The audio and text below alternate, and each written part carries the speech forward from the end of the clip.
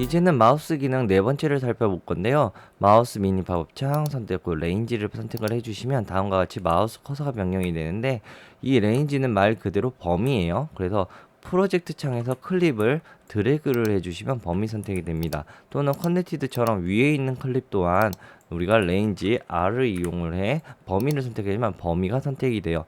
이런 범위는 우리가 일반적인 한글에서나 워드 프로세서나 어디에서나 똑같이 적용이 되는데, 우리가 한글에서나 어떤 프로그램에서든 범위를 선택을 하고 레인지 R을 이용해 범위 선택을 하고, 그 다음 복사 커맨드 C를 이용해 복사를 통해 원하는 위치에 마우스 즉 스키머를 두고 나서 커맨드 V를 눌러주셔서 복사 넣기를 하면 복사 붙여넣기가 돼요. 동시에 커맨드 X 잘라내기 이후에 커맨드 V를 누르셔도 똑같이 적용이 됩니다.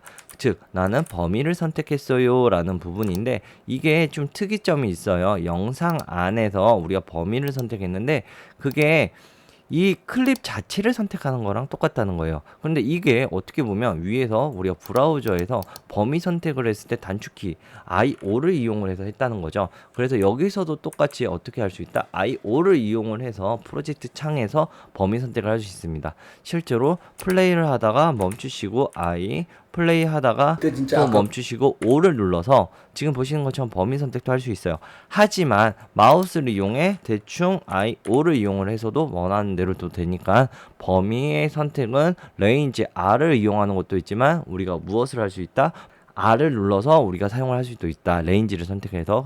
근데 인아웃 지점이 특이사항이 있는데, 인아웃 점을 선택하면 무조건 프라이머리만 선택이 되니까 세컨더리에 있는 것을 하고 싶다면 꼭 레인지 버튼을 누르셔서 적용을 하셔야 돼요. 자, 이렇게 레인지 범위를 선택해서 잘라내고 붙여넣기도 알았어요. 그러면 또 특이점으로 인, 아웃 범위를 선택해서 백스페이스 글자를 지우는 키를 누르시면 그 범위가 삭제가 되고요. 또한 시프트 키를 눌러서 백스페이스 키를 누르면 갭이 활성화가 되고, 그리고 딜리트를 눌러서 삭제를 할 수도 있지만 이런 부분이 전부 다 어떻게 되어 있다? 단축키를 이용해 범위 선택을 통해 적용이 되니까 이 부분을 기억을 해주시면 좋겠어요.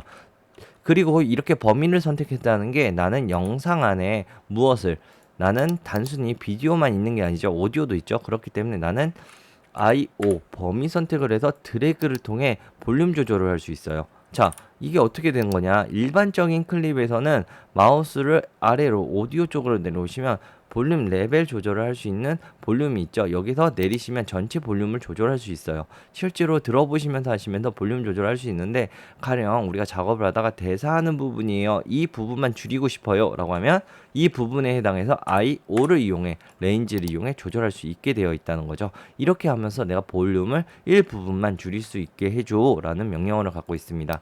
하지만 이렇게 만드실 때 굳이 인아웃 점을 잡으실 필요까지는 없고, 마우스에 이용을 해서 셀렉티드인 상태에서 옵션을 누른 상태에서 보시면, 자, 일반 마우스에 있을 때는 위아래로 방향키가 되어 있지만 옵션을 누르면 다음과 같이 마름모를 찍을 수 있게, 소위 말하는 오디오 키프레임을 생성할 수 있게 되어 있어서 내가 원하는 부위를 클릭을 함으로써 키프레임을 형성, 이후 지금 선택되어 있는 것처럼 노란색으로 선택된 후 우리가 오디오 키프레임을 상하로 움직여서 볼륨 조절을 할 수 있게 됩니다. 이것처럼 똑같이 레인지 범위를 선택을 할 수 있으니까 이 부분도 기억을 해주시면 좋겠어요. 가령 나는 여기서부터 여기까지를 범위를 선택을 해놓고, 그러면 키프레임을 좌우로 움직여서 타이밍을 선택을 하신 이후에 가운데 부분을 선택을 해서 사운드 부분의 가운데 부분을 선택해서 낮추셔도 레인지 범위랑 똑같은 범위로 사용할 수 있다는 것을 볼 수가 있게 됩니다. 또한 인아웃 지점은 내가 선택한 클립의 부분만을 선택하는 것이 아니라 선택되어 있는 모든 것을 선택하기 때문에 키프레임도 선택이 돼서 지금처럼 키프레임 드래그를 통해 좌우를 통해 내가 선택할 수 있고, 상하를 이용해 볼륨 조절도 할 수 있다 라고 기억을 해주시면 좋아요.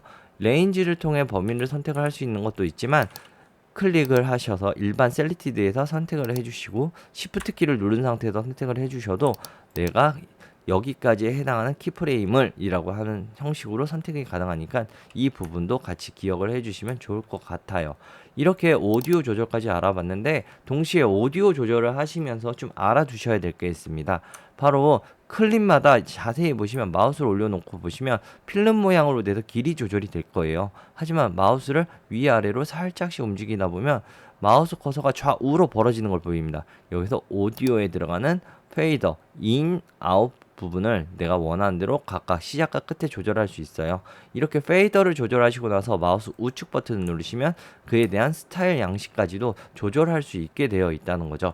그러면 이렇게 스타일 양식은 내가 들어오는 오디오에 대한 자연스럽게 들어오는 부분을 조절할 수 있는 부분이기 때문에 사용하시면 좋은데, 이 오디오 페이더라는 녀석은 마우스 우측 버튼을 눌러서 선택할 수가 있다고 했죠. 동시에 마우스의 이용의 앞부분에서만 조절이 가능합니다. 이 말 뜻은 클립이 시작하는 부분에 따라 붙어서 조작이 된다는 거예요.